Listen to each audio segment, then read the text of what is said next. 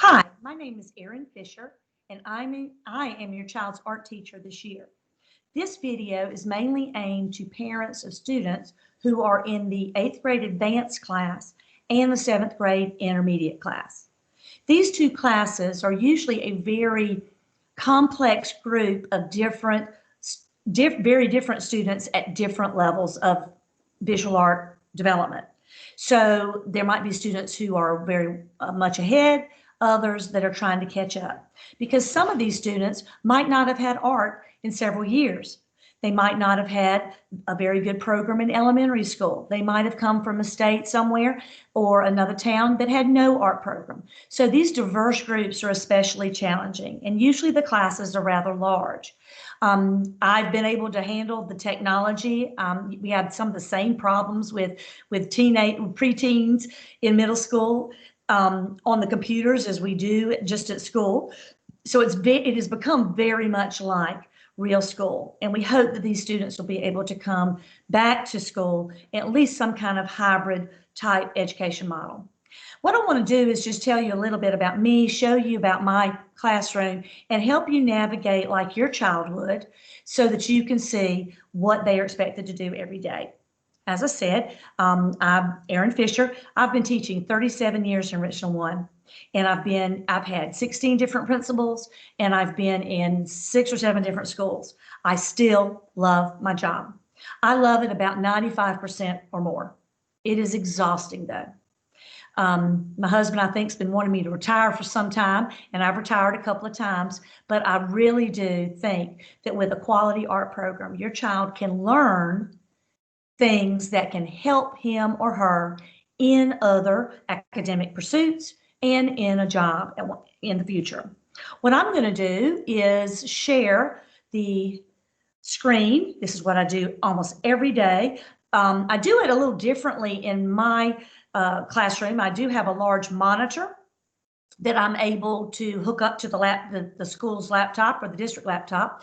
And then I'm able to put the video feed of the students' faces on the large monitor, and then I'm able to navigate through Teams, answer chats, do different kinds of things while I'm in Teams. Now, this is an example of the advanced class. The intermediate class will look very similar, and you can see that here we have all of the channels. These are channels that students have. The FAQ channel is especially important because it has videos that I've made that teach again what I have already taught in class several times so that I'm not having to repeat the same information every day. So I usually send children here if they truly don't remember what to do. Now, here's our open house video that I'll come back into in a minute, but you can see I've made a video of how to use your laptop to take photos, a chart of the rubric for art concepts, Teams, how to edit photos for art, how to make your folders for organizing your work, how to use SNP, tickets for excellence. Here is the course description, and in the 7th grade class, it will be in the same place. A link for IT problems. If you go here, like for instance, if your child's having a technology issue, you can access Teams through a smartphone and come to the frequently asked questions for students and parents and find that. And here's the virtual art schedule and the virtual procedures. I have gone over all of these several times with all of my classes, and students should not be surprised that this information is here. If you look here, this is our PowerPoint for open house, and it is also on the feed for every class. And what I want to do is actually look at it in Teams. That's usually pretty quick. But if a child needs to edit something, the child needs to find a different way to do that. We have to wait on many things, especially out here. Our internet is usually pretty reliable, but it's a little bit slow. But I want to take you to our next slide, which is actually the slide you see. It is taking a little bit of time to load. And so this is what it would be for an 8th or a 7th grade advanced class. I'm coming to this next slide here. And it's a very diverse group, as I was saying. Sometimes it's students that should be in the accelerated class, but their schedule won't allow it. This year we have virtual only classes, so sometimes students can't be in one class because they're not virtual only. But this course is focused on developing skills and confidence. And the confidence building in both of these classes this year has been astronomical. If even with all of these the virtual hurdles we have to jump over, it's really turned out well. I'm going to go over assessments in a minute. Materials are basic, what your child has at home. Some students have all the markers and crayons and colored pencils. Others don't.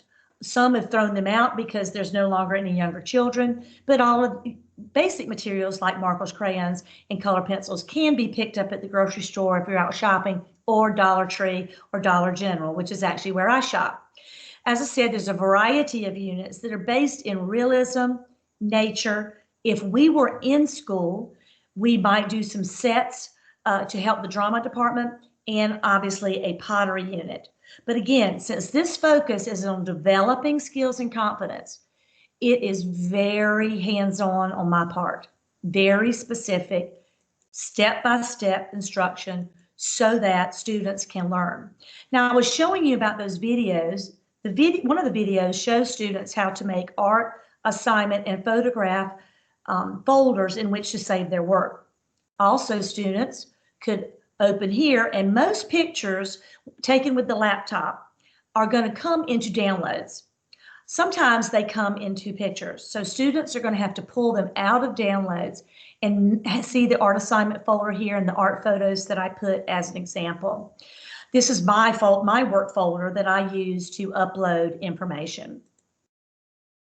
Now let's go back to the class. Okay, I was here. So let's look over here on this panel. If I go back to Teams, your child has a panel just like this. This is called the Me space because it shows everything that I, or a student, me, would need. Up here, if the activity number is large, that means your student has not looked at what has been going on in Teams.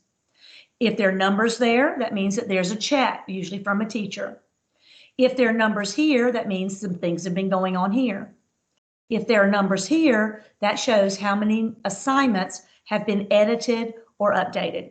This calendar actually shows a record of all of your child's meetings, and they are found within the channels, but they can also be found here. You can see that on any given day, I'm going to go upwards now, if it will allow me. Okay, it won't. Says it's syncing. So, but you can see the afternoon RTI times, and students can come during the 8th grade one, the 7th grade one, depending on what grade level they're in. Now, beyond that, they can send chats. So while this is loading, you can see they can send the chat if their RTI time is not available. All right, let's move on down. I went too far, but you can see Miss Elliott's class is here, my class is here. So the child just comes and clicks. But I really wanted you to see these RTI meetings because this is where students come to get help. All right, if we go back to the Teams here and go back to our video, the last thing I want to talk about is your child's classroom. You know, I have a child here who's also doing his school from here, and we have to share the Wi-Fi, and sometimes it's just not working well. So my son right now, today, he's actually moved from his room to the den to be closer to the router.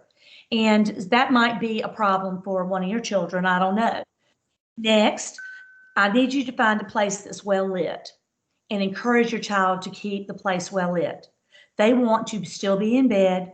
They want to still be in their pajamas. They want to be in a dark place so that no one can see them. I tell them this is our classroom. I expect them to have their video camera all the time, and I expect to see their face at the beginning of class, just like real school. I wouldn't let them hide under the table. And I expect that I see their work from the perspective of the camera lens. So if I was working in class, I'm going to show you. If I turn the video camera down, I, as the teacher, can see your child's work, can see what your child's doing in his or her notebook, and I can often see something before a child realizes that there's a question. And I can actually just call on that child, I can make a suggestion, and so it's really important that that happen.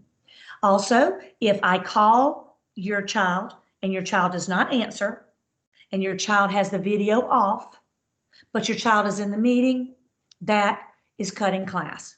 Your child has to take some responsibility to prove that he or she is in the meeting.